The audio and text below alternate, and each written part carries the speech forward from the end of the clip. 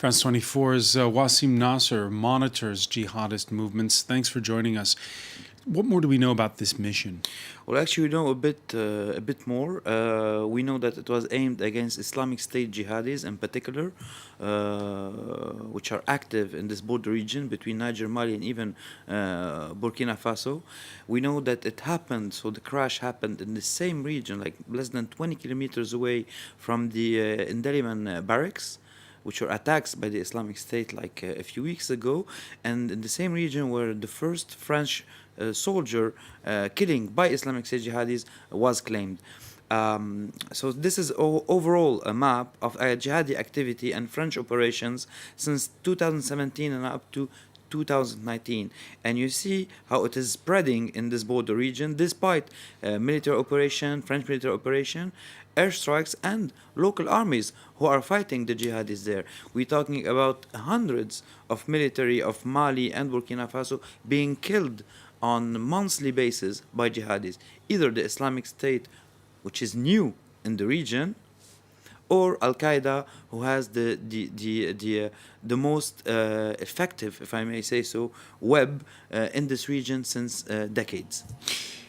Is there a short answer as to why we've seen of late this growing number of attacks, including the one that targeted the people coming back from that Canadian-owned mine in Burkina Faso? And as you say, it's along three borders, right? Yeah, it's actually, borders only exist on paper. And jihadis, when they got squeezed out of northern Mali by the French military back in 2013, they spread in central Mali, they regrouped, and now they're operating in central Mali, northern Burkina Faso, and Niger. And actually, Al Qaeda in the Islamic Maghreb created a new group called Jama'at Nasr al-Islam al-Muslimin, and it is very political because they chose to put on as head of the group a Tuareg, and then held by an Arab as a second, and a third a Fulani. A Fulani, which is Amadou Koufa, which is the Fulani ethnicity, which is 40 million people spread all over the Niger River. It's a community which wasn't at all concerned by jihad. But this person, Amadou Koufa, succeeded in attracting more and more jihadis in the ranks of Al Qaeda. If you look, for example, at the attacks of Grand Bassam in the Ivory Coast, where two kamikazes were Fulani. The attacks on the military in Ouagadougou in Burkina Faso, the capital, one of the kamikazes was Fulani. So you see that Al Qaeda is being able to play politics, to play on the grievances of the population in this region, on the contradiction between the agriculture, the agriculture Between the farmers and yes, herders, between because the farmers Fulanis are the herders. Exactly, and so in many places, northern Burkina Faso and in central Mali, the central state is seen as the enemy by the local population, which finds refuge sometimes with the jihadis. This is for Al Qaeda, but for the Islamic State, it's another ball game.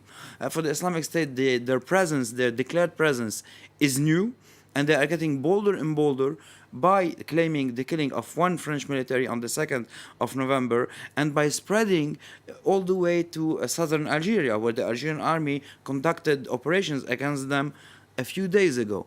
You see, so we are seeing these groups growing bolder, building up on real grievances of the population on the ground. And sorry for always asking this question, Wassim. When you say Islamic Jihad is new in the area, is it capturing a brand, or is it part of the group that of Abu Bakr al-Baghdadi? No, it's part of the group. We shouldn't underestimate this. It's part of the group, and it's even operating under the label of Islamic State in Western Africa, which brings it all the way back to Lake Chad, which is the epicenter of jihad today in Africa. We can interpret this in many ways, but being affiliated to Islamic State doesn't mean that they have funding, doesn't mean that they have arms. It's an ideological affiliation, because that's the way jihadi groups work, even Al Qaeda. You have Al Qaeda Central that gives the strategic guidelines, and then affiliates work on as they can with the means that they have. So this is important, and what's very particular also about the Sahel region, it's the only place in the world where Islamic State jihadis and Al Qaeda jihadis didn't put up a fight among each other yet. While in Somalia and in Yemen, they are sending kamikaze attacks against each other. And in Syria, we saw thousands of jihadis die in inner fighting between Islamic State and Al-Qaeda. So the Sahel is up to now the exception, where these two jihadi groups aren't fighting each other, but both of them are fighting central governments, and they are fighting, of course, the French military with the Barkhane force. Let's talk about the French, because they go in 2013, prevent insurgents from overrunning the whole of the country, push them out of northern Mali, as you say. Then they hand over to an African-led force, but they have 4,500 personnel in Mali. So what's the strategy now going forward? Well, the strategy is containing, because overrunning isn't very realistic anymore. So the plan is containing the jihadis, and the plan is to empower local military, the Mali military, the military of Niger and of Burkina Faso, by giving them advice and giving them help, equipment. This is why the France created the G5. And this is why France is asking more involvement from European countries. We know today, for example, that the 100 special forces from Estonia are fighting along the French there. We know that the Germans at one point were there with 2 helicopters. The British, they are still there with 2 medical helicopters for transportation. And the Americans are there, of course. They are very discreet about their involvement, but they are involved. They are fighting in Somalia. If you look at Niger, for example, the Tongo in 2017 attacks by Islamic State fighters, the same who are operating today against the French army, killed 3 Green Berets, American Green Berets in Niger, in Tongo back in October 2017. And the Americans also are striking on weekly basis in southern Libya.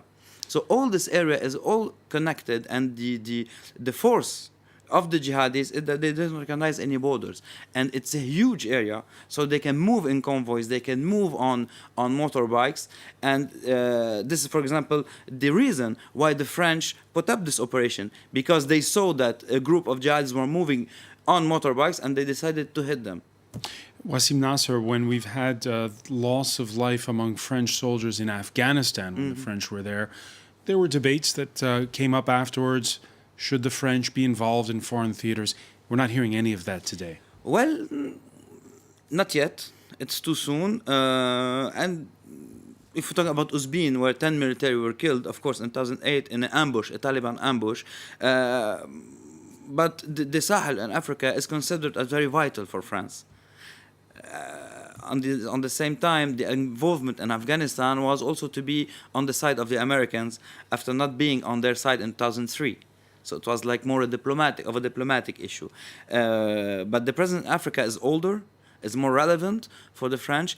I guess a debate will be put up on the table, maybe not tomorrow, maybe not the day after, but it will be soon be on the table, because we crossed, by this latest 13 deaths, we crossed the barrier of 40 dead. Since 2013, the involvement of the French in this region, the French military lost 41 men on spot, which is very consistent. For example, if we compare the involvement in Syria, the French lost only 1 military. So, of course, the debate is going to be on the table. All right, Wassim Nasr, many thanks for that. And there's more on our website, France24.com.